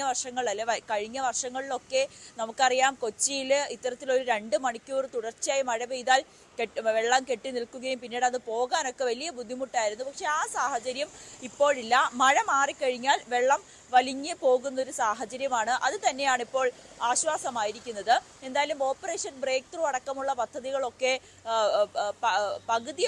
പകുതിയെങ്കിലും ഫലിച്ചു എന്ന് തന്നെ പറയാം. ഇന്നലെ ഹൈക്കോടതി കൊച്ചിയുടെ വെള്ളക്കെട്ടിന്റെ ഹർജി പരിഗണിക്കുമ്പോൾ തന്നെ ഇത് വ്യക്തമാക്കുകയും ചെയ്തിരുന്നു. ഹോട്ട്സ്പോട്ടുകളിലൊക്കെ ക്ലീനിങ് കുറച്ചുകൂടി നേരത്തെ ആക്കണം, അല്ലെങ്കിൽ അവിടെ ഇടയ്ക്കിടയ്ക്കുള്ളൊരു പരിശോധന വേണം, ഇതിനു വേണ്ടിയിട്ടുള്ള ആളുകളെ നിയോഗിക്കണമെന്നടക്കമുള്ള കാര്യങ്ങളൊക്കെ ഇന്നലെ ഹൈക്കോടതി നിർദ്ദേശം നൽകിയിട്ടുണ്ട്. അതോടൊപ്പം കൊച്ചി നഗരസഭയോടും ഇനി ഏതെങ്കിലും കാനകളോ ഓടകളോ വൃത്തിയാക്കാനുണ്ടോ അതും ഉടൻ തന്നെ വൃത്തിയാക്കണം. കൊച്ചിയിൽ ഇനി ഒരു വെള്ളക്കെട്ട് രൂപപ്പെടാനുള്ള ഒരു സാഹചര്യം ഉണ്ടാക്കരുതെന്നൊരു നിർദ്ദേശം കൂടി, മുന്നറിയിപ്പ് കൂടി ഇന്നലെ ഹൈക്കോടതി നൽകിയിരുന്നു. ഒപ്പം കളക്ടറുടെ നേതൃത്വത്തിൽ നടത്തിയ ഈ ക്ലീനിംഗ് പരിപാടിയെ, ശുചീകരണ പരിപാടിയെ അഭിനന്ദിക്കുകയും ചെയ്തിട്ടുണ്ടായിരുന്നു ഇന്നലെ ഹൈക്കോടതി. എന്തായാലും ജനങ്ങളും ഇതിനോടൊപ്പം നിന്ന് ഈ വെള്ളക്കെട്ട് ഉണ്ടാകാതിരിക്കാൻ വേണ്ടിയിട്ടുള്ള എല്ലാ സാഹചര്യങ്ങളും ഒരുക്കണമെന്നും ഹൈക്കോടതി ഇന്നലെ നിർദ്ദേശമൊക്കെ നൽകിയിരുന്നു. എന്തായാലും കൊച്ചി പഴയ കൊച്ചിയല്ല എന്നൊക്കെ നമുക്ക് പറയാൻ കഴിയും. കാരണം വെള്ളക്കെട്ടൊക്കെ ഈ സ്ഥിരം കാഴ്ചയായിരുന്ന കൊച്ചിയിൽ ഇപ്പോൾ അത് മാറി വരുന്ന ഒരു സാഹചര്യമാണ്. ഒരു 4 മണിക്കൂറൊക്കെ മഴ പെയ്ത് ആ സമയത്ത് നല്ല വെള്ളക്കെട്ട് രൂപപ്പെടും. എങ്കിൽ പോലും മഴ മാറി നിന്നാൽ ആ വെള്ളം ഒഴുകി പോകുന്ന ഒരു സാഹചര്യവുമാണ് ഇപ്പോൾ കൊച്ചിയിലുള്ളത്. ഓക്കെ, എന്തായാലും അത് ആശ്വാസകരമാണ്. കൊച്ചിയിൽ ഈ വെള്ളക്കെട്ട് അതിവേഗത്തിൽ ഇല്ലാതാവുന്നത് സന്തോഷകരമാണ്. പ്രത്യേകിച്ച് കൊച്ചിയിലെ ആളുകൾ മഴ വന്നാൽ ദുരിതമാണ്, അതിദുരിതമാണ്. അപ്പോൾ ഞാൻ എന്തായാലും കാസർഗോഡ് നിന്ന് KB ബൈജു കൂടെ ചേരുന്നുണ്ട്. ഞാൻ ബൈജുവിലേക്ക് എത്താം. അതിനു മുമ്പ് ഒരു ചെറിയ ഇടവേളയിലേക്ക് പോവുകയാണ്. Morning vibes.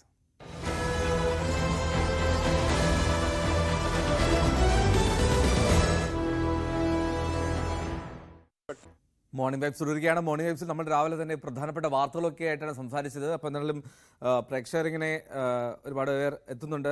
നമസ്കാരം പറയുന്നു പ്രഭാഷ്, അപ്പം ട്രിവാൻഡ്രം വ്ലോഗി, ഗുഡ് മോർണിംഗ് എല്ലാവർക്കും നമസ്കാരം. നമ്മൾ എന്തായാലും ഈ മഴ വാർത്തയിലേക്ക് തന്നെ പോവുകയാണ്. നമ്മൾ ആദ്യം തിരുവനന്തപുരത്തും കൊച്ചിയിൽ നിന്നുമുള്ള കാഴ്ചകൾ കണ്ടു. നമ്മൾ അങ്ങേയത്തേക്ക് കാസർഗോഡേക്ക് പോകുന്നു. KB ബൈജു ആണ് കാസർഗോഡ് എന്നുള്ളത്. ബൈജു, കാസർഗോഡ് കാര്യമായിട്ടുള്ള മഴ പ്രശ്നം റിപ്പോർട്ട് ചെയ്തില്ല. 2 മരണം കഴിഞ്ഞ ദിവസം ഉണ്ടായി എന്നുള്ളത് ശരി തന്നെ. അപ്പോൾ പോലും ഈ കാസർഗോഡ് മഴ ഇപ്പോൾ എങ്ങനെയുണ്ട്? അത് മാറി നിൽക്കുകയാണോ?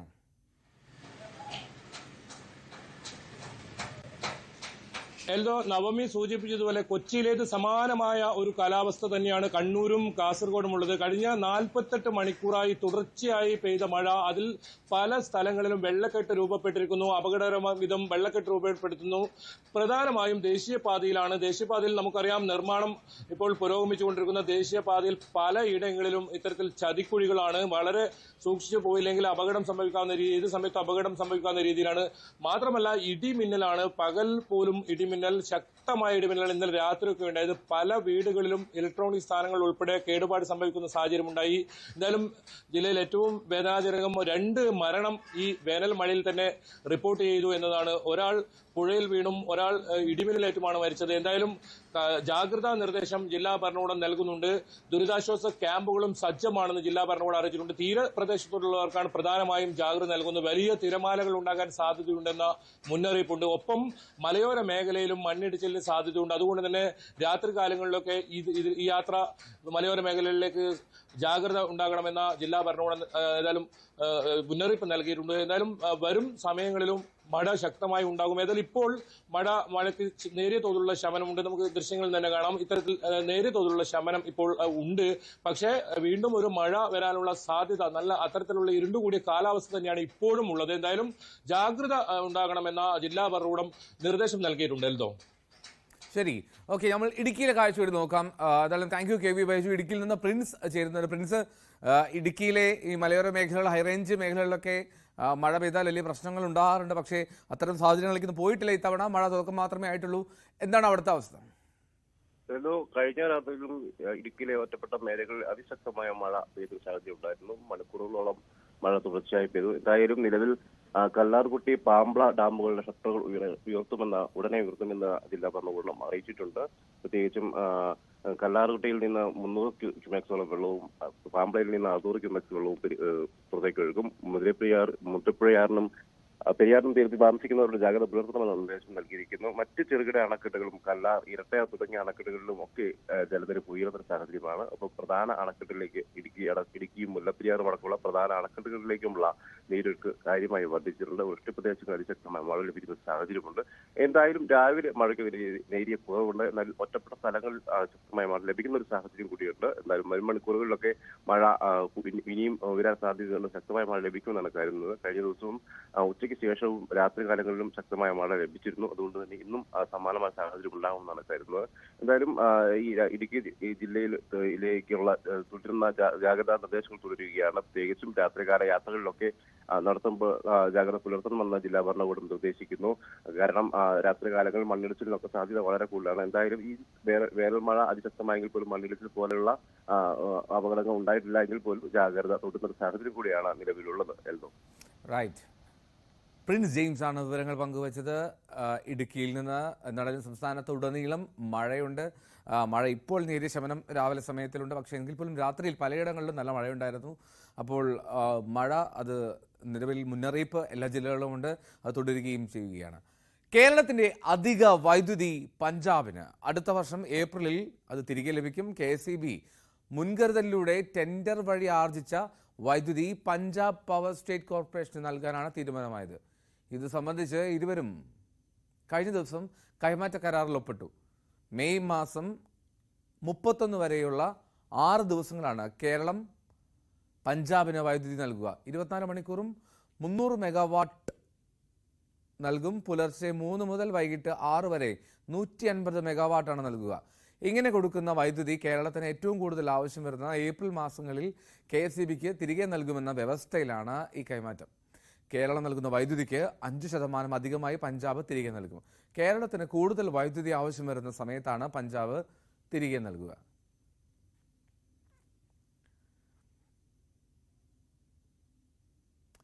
കേരളത്തിലെ സൗരോർജ്ജ വിപണിയിൽ കൂടുതൽ സജീവമാകാൻ അദാനി ഗ്രൂപ്പ് ഒരു വർഷം കൊണ്ട് 225 മെഗാവാട്ട് പുരപ്പുറ പദ്ധതി നടപ്പാക്കുകയാണ് ലക്ഷ്യം.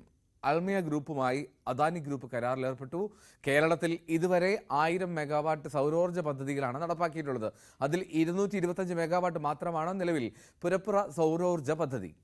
ആയിരക്കണക്കിന് മെഗാവാട്ടിന്റെ സൗരോർജ്ജ വിപണിയിൽ കേരളത്തിൽ സാധ്യതയുണ്ട് എന്ന് മുന്നിൽ കണ്ടാണ് അദാനി ഗ്രൂപ്പ് അൽമിയ ഗ്രൂപ്പുമായി കരാറിൽ ഏർപ്പെടുന്നത്. സംസ്ഥാനത്തിന് കടമെടുക്കാനുള്ള കേന്ദ്ര അനുമതി അനിശ്ചിതത്വത്തിലാണ്. ഇന്നലെ ഇറക്കേണ്ടിയിരുന്ന വിജ്ഞാപനം വൈകിയതോടു കൂടിയാണ് കടപ്പത്ര ലേലത്തിന് അവസരം നിഷേധിക്കപ്പെടുന്ന സാഹചര്യം ഉണ്ടായിരിക്കുന്നത്. ഇതോടെ സംസ്ഥാനം കടുത്ത സാമ്പത്തിക പ്രതിസന്ധിയിലേക്ക് നീങ്ങുന്ന സ്ഥിതിയാണ് നിലവിലുള്ളത്. ശമ്പള വിതരണത്തിനും പെൻഷൻ വിതരണത്തിനും സർക്കാരിന് മറ്റു മാർഗങ്ങൾ തേടേണ്ടി വരും. 5000 കോടി കടമെടുക്കാനുള്ള താൽക്കാലിക അനുമതി നേരത്തെ ചോദിച്ചപ്പോൾ കേന്ദ്രം 3000 കോടി മാത്രമാണ് അനുവദിച്ചത്. ഇത് മെയ് ആദ്യവാരം തന്നെ കൈപ്പറ്റിയിരുന്നു. അതേസമയം ചർച്ചകൾക്കായി ധനകാര്യ വകുപ്പ് സെക്രട്ടറി ഡൽഹിയിൽ തുടരുകയാണ്. പെരിയാറിൽ മത്സ്യങ്ങൾ കൂട്ടത്തോടെ ചത്തുപൊങ്ങിയ സംഭവത്തിൽ കുഫോസ് നിയോഗിച്ച 7 അംഗ സംഘം റിപ്പോർട്ട് ഉടൻ നൽകിയേക്കും. കഴിഞ്ഞ ദിവസം പ്രദേശത്ത് നിന്ന് സാമ്പിളുകൾ ശേഖരിച്ചിരുന്നു. നവമി ദിനേശായിരുന്നു വിവരങ്ങളുമായി. നവമി, ഈ പെരിയാറിൽ അത്രമാത്രം മാലിന്യം കലർന്നൊഴുകിയത്, മത്സ്യത്തിൻ്റെ കൂട്ടക്കുരുതി ഉണ്ടായത് ഒക്കെ ഇങ്ങനെ നമ്മൾ ദിവസങ്ങളായി ചർച്ച ചെയ്യുന്നു. ഈ കുഫോസ് നിയോഗിച്ച സമിതി അത് എപ്പോഴത്തേക്ക് റിപ്പോർട്ട് കൈമാറുമെന്നാണ് മനസ്സിലാക്കേണ്ടത്?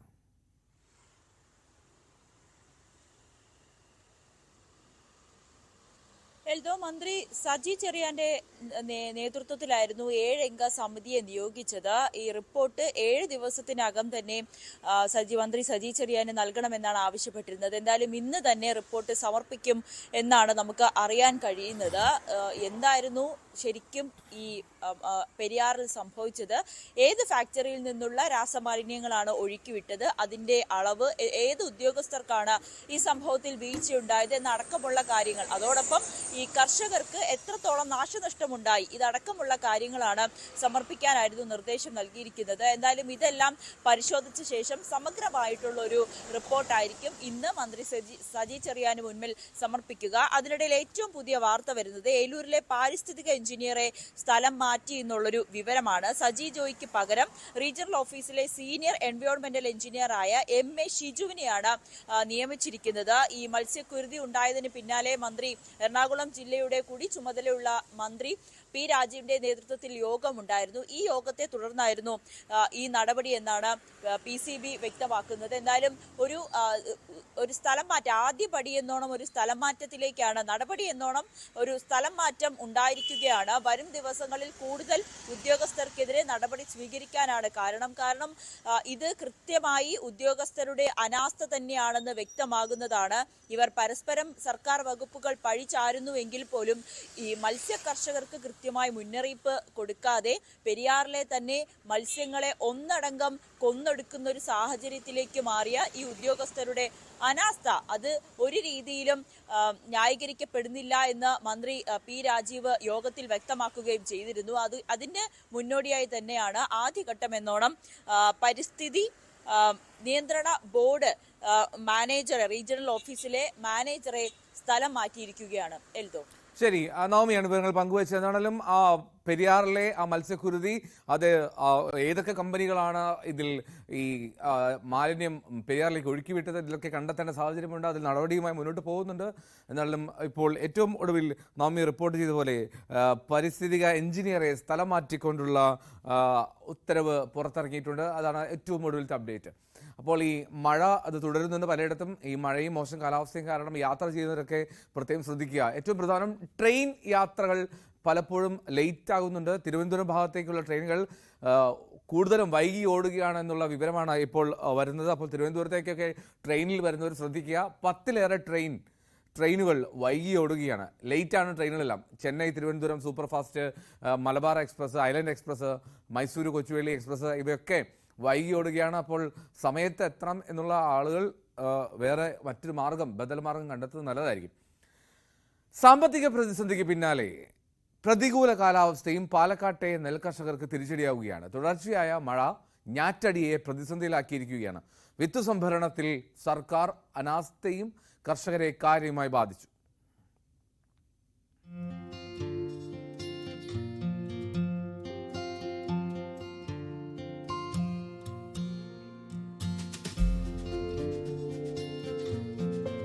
കഴിഞ്ഞ വർഷത്തെ ഒന്നാം വിളയിലും രണ്ടാം വിളയിലുമായി കർഷകരിൽ നിന്ന് നെല്ല് സംഭരിച്ച വകയിൽ കുടിശ്ശിക നൽകാനുണ്ട്. സർക്കാർ സംഭരിച്ച നെല്ലിന്റെ വില നൽകുന്നതിൽ ബാങ്കുകൾ അനാസ്ഥ തുടരുകയാണ്. ഈ വർഷത്തെ ഒന്നാം വിള കൃഷിയിറക്കേണ്ട സമയം അതിക്രമിച്ചിട്ടും സർക്കാർ വിത്ത് സംഭരിച്ച് കർഷകർക്ക് വിതരണം ചെയ്തിട്ടുമില്ല. മെയ് ആദ്യവാരത്തിന് ശേഷമെങ്കിലും വേനൽ മഴ ലഭിക്കേണ്ടതായിരുന്നു, ഉണ്ടായില്ല. മഴ തുടരുന്നതോടെ ഞാറ്റടി പ്രതിസന്ധിയിലായിരിക്കുകയാണ്. ഗവൺമെൻറ്റിൻ്റെ ആനുകൂല്യങ്ങൾ വളരെ പരിമിതമായിട്ടാണ് കിട്ടുന്നത്. ഉദാഹരണത്തിന് ഈ പ്രാവശ്യം വിത്ത് പോലും കിട്ടാത്ത ഒരു സ്ഥിതി ഉണ്ടായി. വിത്ത് കഴിഞ്ഞ കാലഘട്ടങ്ങളിലൊക്കെ കൃഷിഭവനിലൂടെ കർഷകർക്ക് വിത്ത് ലഭ്യമാക്കുന്ന ഒരു നടപടി ഉണ്ടായിരുന്നു. നിർഭാഗ്യം എന്ന് പറയട്ടെ, ഈ പ്രാവശ്യം അതും ഇല്ലാത്തൊരവസ്ഥ. കാലാവസ്ഥയാണെങ്കിൽ വളരെയേറെ പ്രതികൂലം. വേനൽ മഴ ഇല്ലാത്തത് കാരണം പൊടിവത വിതയ്ക്കാനോ മറ്റൊന്നും മുന്നൊരുക്കം നടത്താൻ കഴിഞ്ഞില്ല. ഇപ്പോൾ മഴ തുടങ്ങിയപ്പോൾ ഉടനെ തന്നെ വെള്ളമാകുന്ന ഒരു സ്ഥിതി ഉണ്ടായി.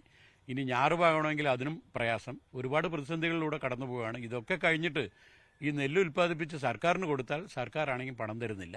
കഴിഞ്ഞ ഒന്നാം വിളൻ്റെ പോലും പലർക്കും കിട്ടിയിട്ടില്ല എന്നുള്ളതാണ് യാഥാർത്ഥ്യം. ഈ രണ്ടാം വിള എടുത്തതിൽ പലർക്കും PRS കൈവച്ച് ലോണിന് വേണ്ടി ബാങ്കുകാർ കയറിയിറങ്ങുകയാണ്. അത് കർഷകരുടേതായിട്ടുള്ള ഭവനങ്ങളിൽ ഉണ്ടാകുന്ന ബുദ്ധിമുട്ടുകൾ, കുട്ടികളുടെ വിദ്യാഭ്യാസ ചെലവ്, മറ്റ് നിത്യനിദാന ചെലവുകൾക്കൊക്കെ വലിയ പ്രതിസന്ധിയിലൂടെയാണ് കടന്നു പോകുന്നത്. ഇനി അടുത്ത സീസണിൽ എന്താവും എന്നുള്ളതിനെക്കുറിച്ച് പറയാൻ കഴിയില്ല. 4 മാസമായി കൊയ്തിട്ട് 1 മാസം വീട്ടിൽ നെല്ല് കിടന്നു. നെല്ലെടുത്തിട്ട് പോയി 3 മാസമായി. PRS ചെയ്തിട്ട് 12 3 പ്രാവശ്യം ബാങ്കിൽ പോയി. 3 പ്രാവശ്യം പേരെ വന്നിട്ടില്ല. അവരോട് പറയുമ്പോൾ ഞങ്ങൾ എന്താ ചെയ്യുന്നത്? ഞങ്ങളോട് പറഞ്ഞ് യാതൊരു കാര്യമില്ല. അവർ സപ്ലൈ കോളേജിൽ ഇങ്ങോട്ട് അയച്ചാൽ ഞങ്ങൾക്ക് പറയാൻ പറ്റുള്ളൂ. എന്നിട്ട് അത് വേണമെങ്കിൽ PRSൻ്റെ 3 ഒക്കെ ഫോട്ടോസ് എടുത്തിട്ട് ലോൺ അയച്ചാൽ തരുള്ളൂ. എല്ലായിടത്തും തരില്ല. ബാങ്കുകൾ മാറി മാറി പോയി എപ്പോഴേക്ക് അവിടെ ഏതും കിട്ടാൻ പറ്റില്ല. എനിക്ക് കിട്ടാനും പറ്റില്ല. നെല്ല് വിത്ത് വാങ്ങണ അന്ന് വിത്ത് കിട്ടിയില്ല.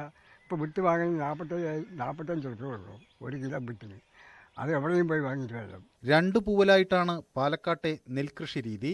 ആദ്യത്തെ പൂവൽ തന്നെ കൃഷിയിറക്കാനാവാത്ത സ്ഥിതിയാണിപ്പോൾ. ന്യൂസ് 18 പാലക്കാട്. ലോക്സഭാ തെരഞ്ഞെടുപ്പിന്റെ 6ാം ഘട്ട വോട്ടെടുപ്പ് തുടങ്ങി. 6 സംസ്ഥാനങ്ങളിലും 2 കേന്ദ്രഭരണ പ്രദേശങ്ങളിലുമായി 58 മണ്ഡലങ്ങളിലാണ് വോട്ടെടുപ്പ് നടക്കുന്നത്. മെഹബൂബ മുഫ്തി, മനോഹർലാൽ ഖട്ടർ, കനയ്യകുമാർ തുടങ്ങിയവരാണ് ജനവിധി തേടുന്ന പ്രമുഖർ. ER രാഗേഷ് വിവരങ്ങളുമായി ചേരുന്നു.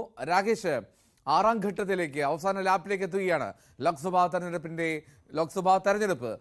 ഇന്ന് ഏതൊക്കെ സംസ്ഥാനങ്ങളിലാണ് പ്രധാനമായും വോട്ടെടുപ്പ്?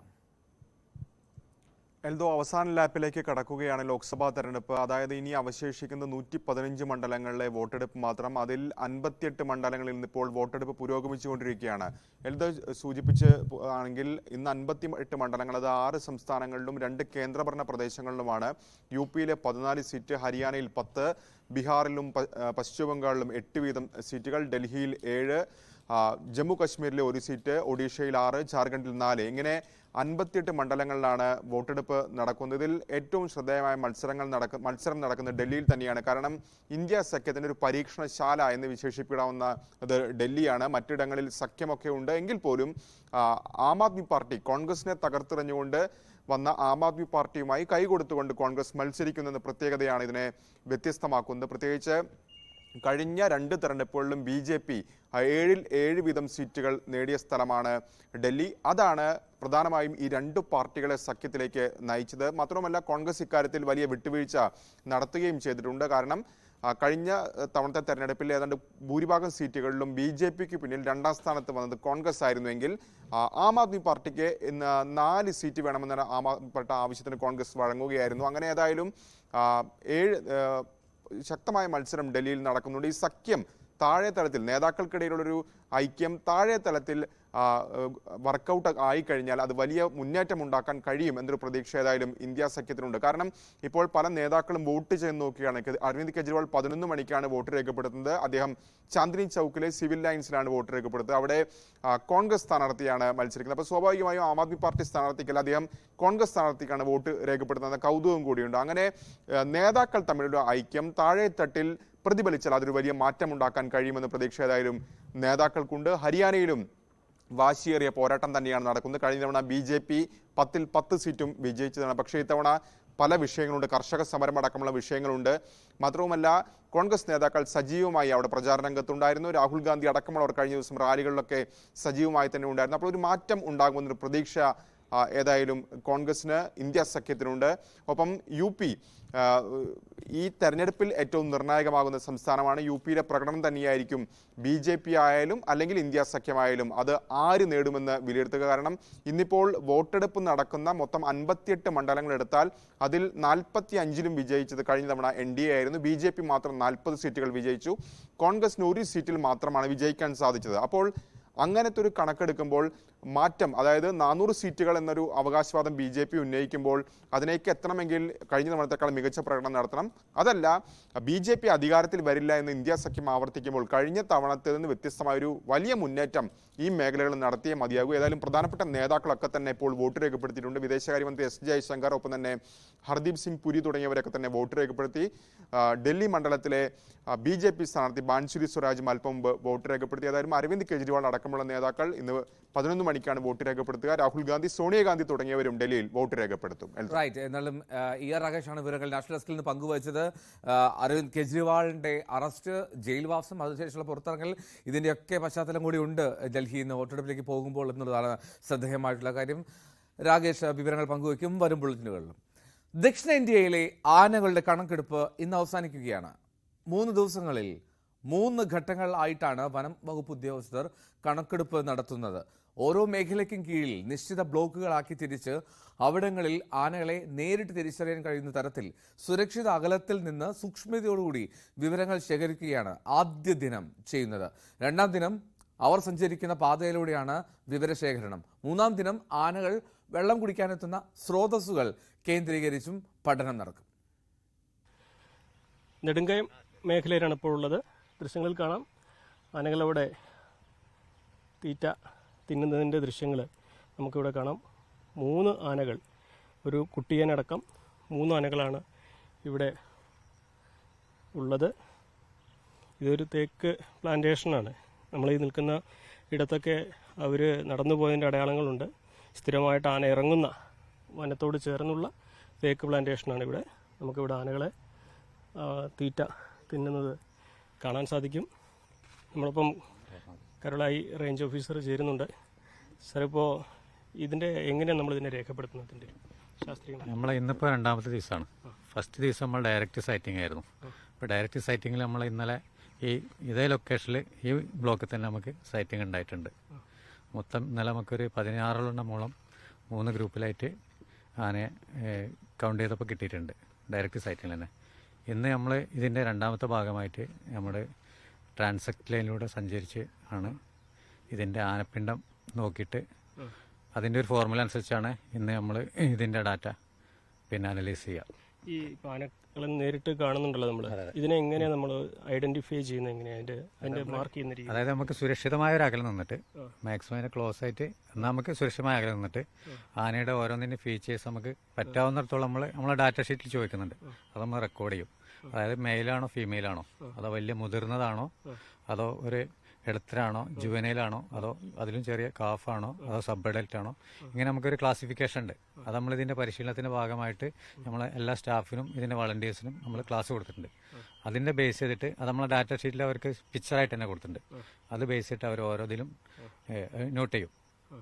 അതുകൂടാതെ കൊമ്പാണെങ്കിൽ കൊമ്പ് എങ്ങനെ മേലോട്ടാണോ താഴോട്ടാണോ, അതോ രണ്ടും അകത്തോട്ട് ആണോ, അതോ രണ്ടും ഡൈവർജ് ആയിട്ട് പുറത്തോട്ടാണോ എന്നുള്ളതും, പിന്നെ അതുപോലെ അതിൻ്റെ വാലിൽ അതിൻ്റെ ബ്രഷ് എങ്ങനെയാണ്, അങ്ങനെ കുറേ ഐഡൻറ്റിഫിക്കേഷൻ ഉണ്ട്. ആ മാർക്കെല്ലാം നമ്മൾ ഇതിൽ നോട്ട് ചെയ്യും. അപ്പോൾ നോട്ട് ചെയ്തിട്ട് ഇത് വേറെ സ്ഥലത്ത് കാണുമെങ്കിൽ ഇത് നമുക്ക് വ്യത്യാസം ഉണ്ടെങ്കിൽ ഒരുവിധം കണ്ടുപിടിക്കാൻ പറ്റും. അല്ലെങ്കിൽ തന്നെ നോട്ട് ചെയ്ത് കഴിഞ്ഞാൽ നമ്മൾ അനലൈസ് ചെയ്യുമ്പോൾ നമുക്ക് അവിടുന്ന് കറക്റ്റായിട്ട് മനസ്സിലാക്കും. ഇതിൻ്റെ അടിസ്ഥാനത്തിൽ ഏകദേശം ഒരു എസ്റ്റിമേഷൻ കണക്കാക്കിയിട്ടാണ്. ഏകദേശം കണക്കാണ് എപ്പോഴും നമുക്ക് ശേഖരിക്കാൻ കഴിയും. അതെ. എന്നാലും മാക്സിമം അത് ആക്യുറസി ആയിരിക്കും. കാരണം 3 ദിവസം 3 മെത്തേഡായിട്ട് നമ്മൾ ചെയ്യുന്നുണ്ട്. ഇതെല്ലാം ക്രോസ് ചെക്ക് നടത്തിയിട്ടാണ് നമ്മൾ ചെയ്യുന്നത്. ഇത് പറമ്പിക്കുളം ടൈഗർ റിസർവിലെ ടൈഗർ മോണിറ്ററിംഗ് സെല്ലിലെ ടൈഗർ ഫൗണ്ടേഷൻ ഉണ്ട്. അവരാണ് ഈ ഡാറ്റ അവർക്ക് നമ്മൾ ഹാൻഡ് ഓവർ ചെയ്യും. അവിടുന്ന് അവരതിൻ്റെ എക്സ്പെർട്സ് ഉണ്ട്. അവിടെ ബയോളജിസ്റ്റ് ഉണ്ട്, പിന്നെ സയൻറ്റിസ്റ്റുമാരൊക്കെ ഉണ്ട്. അവരിത് അനലൈസ് ചെയ്തിട്ട് ആണ് ഇത് ഫൈനലൈസ് ചെയ്യുന്നത്. ഈ സാധാരണ സംശയം, ഒരാനയെ തന്നെ 2 ഇടങ്ങളിൽ, ചിലപ്പോൾ 2 ലൊക്കേഷനിൽ 2 ടീമുകൾ കൗണ്ട് ചെയ്യാൻ സാധ്യതയില്ല. അങ്ങനെയാണെങ്കിൽ അത് ഡബിൾ ചെയ്യപ്പെടില്ലേ കൗണ്ടിൽ? അതുകൊണ്ടാണ് ഞാൻ പറഞ്ഞത് ഓരോ ആനയുടെ എല്ലാ ഫീച്ചേഴ്സും മാക്സിമം നമ്മൾ കളക്ട് ചെയ്യുന്നത്. അപ്പോൾ ഇതെല്ലാം നമ്മൾ ഒന്നിച്ച് ഈ ഡാറ്റ ഷീറ്റ് സബ്മിറ്റ് ചെയ്യുമല്ലോ, അത് വെച്ച് നമുക്ക് അനലൈസ് ചെയ്യാൻ പറ്റും. അപ്പോൾ അതുകൊണ്ട് ഈ ഡ്യൂപ്ലിക്കേഷൻ നമുക്ക് മാക്സിമം ഒഴിവാക്കാം. ഈ സാർ പറഞ്ഞപ്പോൾ നേരിട്ട് കാണുമ്പോൾ ഇത് ഈ 2ാം ദിവസം സാർ നേരത്തെ പറഞ്ഞ പോലെ ആനയുടെ പിണ്ടത്തിൻ്റെ ഒരു കണക്കല്ലേ? അതെ അത് അതിൻ്റെ ഒരു രീതി എങ്ങനെയാണ്? അത് നമ്മുടെ പിന്നെ ഈ നമുക്ക് ഓരോരുത്തർക്കും ഓരോ ഒരു ബ്ലോക്ക് കൊടുത്തിട്ടുണ്ട്, കൗണ്ടിങ് ബ്ലോക്ക് ഉണ്ട്.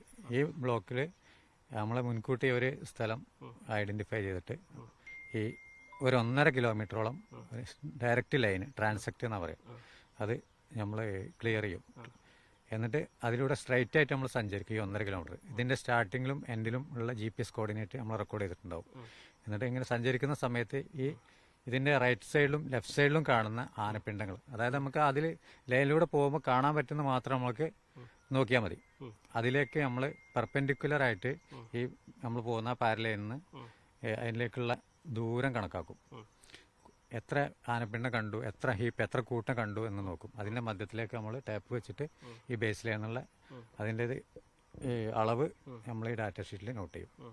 അതുകൂടാതെ ഇതിൻ്റെ പഴക്കം, അഥവാ ഫ്രഷ് ആണോ അതോ ഓൾഡ് ആണോ അതോ വെരി ഓൾഡ് ആണോ, അതുപോലെ ഫ്രഷ് ആണെങ്കിൽ നല്ല നനവുണ്ടാവും, അത് വെറ്റാണോ അതോ ഡ്രൈ ആണോ എന്നുള്ളതൊക്കെ റെക്കോർഡ് ചെയ്യും.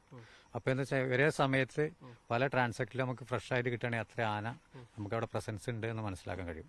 അപ്പോൾ ഇതിൻ്റെ ഡാറ്റയും നമ്മൾ ഇതുപോലെ അവർക്ക് കൊടുക്കുമ്പോൾ അവർ അതിൻ്റെ ഒരു ഫോർമുല വെച്ച് അനലൈസ് ചെയ്യുമ്പോൾ അതിൻ്റെ ഡാറ്റ നമുക്ക് ലഭ്യമാകും.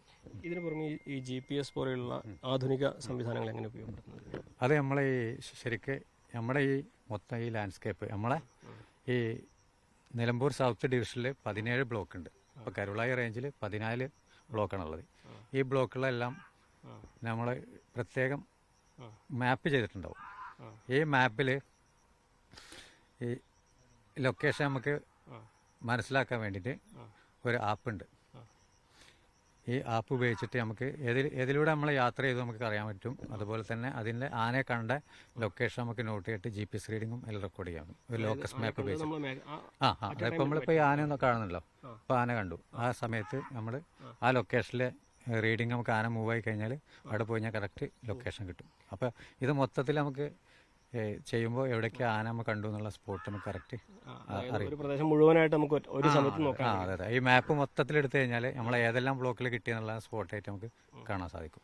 സാറിൻ്റെ ഒരു അനുഭവത്തിൽ ഇപ്പോൾ ഈ വർഷങ്ങളായിട്ട് ആനകളുടെ എണ്ണത്തിൽ വർധനമാണോ രേഖപ്പെടുത്തുന്നത് ഓരോ വർഷവും? ചെറിയ വേരിയേഷൻസ് ഒക്കെ വന്നിട്ടുണ്ട്. ഇപ്പോൾ കഴിഞ്ഞ വർഷം ഉണ്ടായിട്ടുണ്ടായിരുന്നു. അപ്പം അതിനിപ്പോൾ ഈ വർഷത്തിൽ കിട്ടിക്കഴിഞ്ഞാൽ നമുക്ക് അതിൻ്റെ എത്രത്തോളം വ്യത്യാസം ഉണ്ടെന്ന് നമുക്ക് മനസ്സിലാക്കാൻ പറ്റും. അതിൽ ഈ ആനക്കുട്ടികളുടെ എണ്ണത്തിൽ കൂടുതലുണ്ടാവുന്നുണ്ട്, അതേപോലെ ആനകളുടെ മരണം അത് അസ്വാഭാവികമായിട്ടുള്ള അങ്ങനെയാണോ? അതിൻ്റെ ഒരു ഡാറ്റ എങ്ങനെയാണ് അനലൈസ് ചെയ്യുന്നത് എണ്ണത്തിൽ? അത് കുട്ടികളും എണ്ണത്തിൽ കാണുന്നുണ്ട് നമ്മൾ. പിന്നെ ഈ ആനയുടെ കുട്ടികളുണ്ടാകാൻ മിനിമം കുറച്ച് വർഷങ്ങളെടുക്കും. അതുകൊണ്ട് ആ ഗ്യാപ്പുള്ളത് കൊണ്ട് നമ്മളെ മനുഷ്യൻ പോലെയല്ല ആന കുഞ്ഞുങ്ങളുണ്ടാകുന്നത്. അതെന്നാലും ഇപ്പോഴും പ്രശ്നമില്ലാതെ തന്നെ അത് പോപ്പുലേഷൻ ഉണ്ട്. പിന്നെ അത് കൂടാണ്ട് ഈ ആനകൾ എല്ലാ വർഷവും നമ്മൾ നോക്കുമ്പോൾ ചെറിയ വേരിയേഷൻ നമുക്ക് ഉണ്ടാകുന്നുണ്ട്. ഈ ആനകൾ ഏറ്റവും അധികം ഇപ്പോൾ നാട്ടിലേക്ക് ഇറങ്ങുന്ന ആ ഒരു വാർത്തകൾ ഏറ്റവും അധികം റിപ്പോർട്ട് ചെയ്യുന്നുള്ളൂ. സാറിൻ്റെ എന്തുകൊണ്ടാണ് ഈ ആനകൾ കൂടുതലായി കാട് വിട്ടിറങ്ങുന്നത്? ഈ ഭക്ഷ്യവസ്തുക്കൾ കൂടുതൽ നാട്ടിലുള്ളതുകൊണ്ടാണോ അതോ കാട്ടിലില്ലാത്തതുകൊണ്ടാണോ ഭക്ഷണ സാധനങ്ങൾ? അതെ, കാട്ടിലിപ്പോൾ നമ്മൾ പറയുകയാണെങ്കിൽ കാലാവസ്ഥയുടെ മാറ്റം ഒരു പരിധി വരെ നമുക്ക് മനസ്സിലാക്കാൻ കഴിയും. കാരണം മുമ്പുണ്ടായിരുന്ന ഇവർക്ക് പാലറ്റബിളായിട്ട് കഴിക്കാൻ പറ്റാവുന്ന ഒരുപാട് പുല്ലുകൾ എന്നൊക്കെ ആ സ്ഥലത്ത് ഇപ്പോൾ നമുക്ക് കുറേ വീഡ്സും മുള്ളും ഒക്കെ വന്നുകൊണ്ട് അവർക്ക് പിന്നെ കഴിക്കാനുള്ളൊരു മേച്ചിൽ പുറം കുറവാണ്. പിന്നെ അത് കൂടാതെ വെള്ളം നമുക്ക് വർഷം തോറും കുറയല്ലേ, അപ്പോൾ വെള്ളത്തിൻ്റെ കുറവും ഒരു സാധ്യതയുണ്ട്. അപ്പോൾ അതുകൊണ്ട് നമ്മൾ കൂടുതൽ വാട്ടർ ഹോൾസുകളും ഒക്കെ ചെയ്യുന്നുണ്ട്. കഴിയുന്നതും കാട്ടിനകത്ത് തന്നെ ഇവർ നിൽക്കാൻ വേണ്ടിയിട്ടുള്ള ഒരു സംവിധാനം ചെയ്യുന്നുണ്ട്. അപ്പോൾ പുതിയ പ്രപ്പോസൽ നമ്മളിപ്പോൾ കൊടുത്തിട്ടുണ്ട്, പുതിയ വാട്ടർ ഹോൾസ് ചെയ്യാൻ വേണ്ടിയിട്ട്. അതെ, NEGRS വഴിയൊക്കെ ചെയ്യാൻ വേണ്ടിയിട്ട് ബ്ലോക്ക് ലെവലും പഞ്ചായത്ത് ലെവലൊക്കെ നമ്മൾ പ്രപ്പോസൽ കൊടുത്തിട്ടുണ്ട്. അനുമോദാണ് ഈ സെൻസസിന്റെ വിവരങ്ങൾ പങ്കുവച്ചത് മലപ്പുറത്ത് നിന്ന്. ഇനി തിരുവനന്തപുരം കരിക്കകത്ത് ഗുണ്ടാശല്യത്തിനെതിരെ പൊതുയോഗം ചേർന്ന് നാട്ടുകാർ. ഗുണ്ടയെ കാപ്പ ചുമത്തി ജയിലിൽ അടച്ചിട്ടും ശല്യം അവസാനിച്ചില്ല എന്നാണ് പരാതി. നാട്ടുകാരെ പോക്സോ കേസിൽ പെടുത്താൻ ഗുണ്ടയുടെ ഭാര്യ വ്യാജ പരാതികൾ സൃഷ്ടിക്കുന്നു എന്നാണ് പുതിയ പരാതി. ഒരു ഗുണ്ടയെ ഭയന്ന് നാട്ടുകാർ പൊതുയോഗം വിളിക്കേണ്ടി വന്ന കാഴ്ചയാണിത്. 2.5 വർഷം മുൻപാണ് നിരവധി ക്രിമിനൽ കേസുകളിലെ പ്രതി കരിക്കകത്ത് താമസക്കാരനായി എത്തിയത്. പിന്നെയുള്ളത് നാട്ടുകാർ പറയും. സ്ഥാനപ്പേര് പട്ടിസുജിത്ത് എന്നാണ്. ഇയാൾ ഇവിടെ താമസത്തിന് വന്നതിന് ശേഷം ഇയാൾ വെള്ളമടിക്കുമ്പോഴെല്ലാം റോഡിലിറങ്ങി ഇന്ന് പട്ടാപ്പകൽ വരുന്ന കാറുകൾ ചെറുക്കുക. ഈ ടെക്നോ പാർക്കിലുള്ള കുട്ടികൾ അവർ ചിലപ്പോൾ അവരെ സുഹൃത്തായിരിക്കും, ചിലപ്പോൾ അവരെ കുടുംബമായിരിക്കും. അവരെയൊക്കെ ചെറുത്ത് പരിശോധിക്കുക, ഞാനിവിടുത്തെ ആളാണെന്നൊക്കെ പറഞ്ഞ് ഉടുപ്പൊക്കെ ഊരിയിട്ട് ഒരു ഭയപ്പെടുത്തുന്ന രീതിയിൽ കറുത്ത കണ്ണടയൊക്കെ വെച്ച് ആളുകളെ ഭയപ്പെടുത്തുന്ന രീതിയിൽ കുറേ സംഭവങ്ങളുണ്ടായിരുന്നു. പോലീസിൽ പരാതി നൽകിയതോടെ കാപ്പ ചുമത്തി വിയ്യൂർ ജയിലിലേക്ക് മാറ്റി. അതോടെ ഗുണ്ടയുടെ ഭാര്യ നാട്ടുകാർക്കെതിരെ തിരിഞ്ഞു. തെരഞ്ഞെടുപ്പ് സമയത്ത് പോസ്റ്ററുകൾ കീറി രാഷ്ട്രീയ കലാപത്തിന് ശ്രമിച്ചു. പൊതുപ്രവർത്തകർക്കെതിരെ ഉൾപ്പെടെ പോക്സോ കേസുകൾ നൽകി.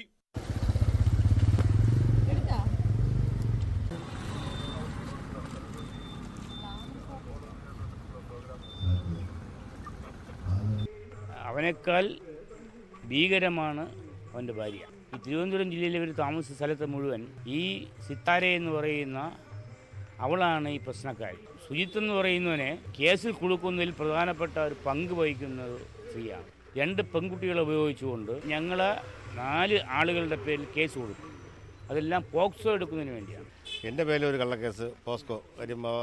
അത് സിത്താര വന്ന അവരും മോളുമായിട്ട് സഞ്ചരിച്ചുകൊണ്ടിരുന്ന സമയത്ത് ഞാൻ തടഞ്ഞു നിർത്തി പള്ളു വിളിച്ചെന്നും പറഞ്ഞാണ് കൊടുത്തത്. പക്ഷേ എന്തോ ഭാഗ്യം കൊണ്ട് ഞാൻ രക്ഷപ്പെട്ടു. കാര്യം അവിടെ ക്യാമറയൊക്കെ ഉള്ളതുകൊണ്ട് അങ്ങനെ ഒരു സംഭവം അവിടെ നടന്നിട്ടില്ല.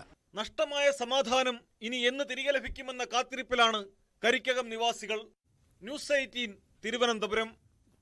IPL വാർത്തയിലേക്ക് പോയാൽ മലയാളികളുടെ പ്രിയപ്പെട്ട സഞ്ജു സാംസന്റെ രാജസ്ഥാൻ റോയൽസ് ഫൈനലിലെത്താതെ പുറത്തായി എന്നുള്ളതാണ് ഏറ്റവും സങ്കടകരമായിട്ടുള്ള കാര്യം. സൺറൈസേഴ്സ് ഹൈദരാബാദ് ആണ് ഫൈനലിലെത്തിയത്. ചെന്നൈയിൽ നടന്ന 2ാമത്തെ ക്വാളിഫയറിൽ രാജസ്ഥാൻ റോയൽസിനെ 36 റൺസിന് തോൽപ്പിച്ചാണ് ഹൈദരാബാദ് ഫൈനലിലെത്തിയത്.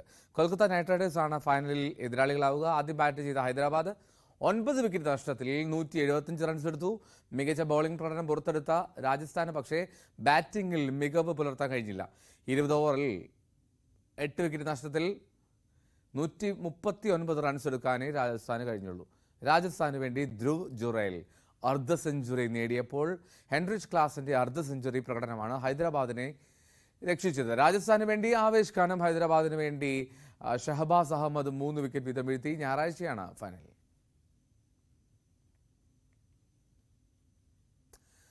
അപ്പോൾ മോർണിംഗ് വൈബ്സിന്റെ സമയം ഇവിടെ പൂർത്തിയാവുകയാണ്. വീണ്ടും നാളെ കാണാം. നമസ്കാരം.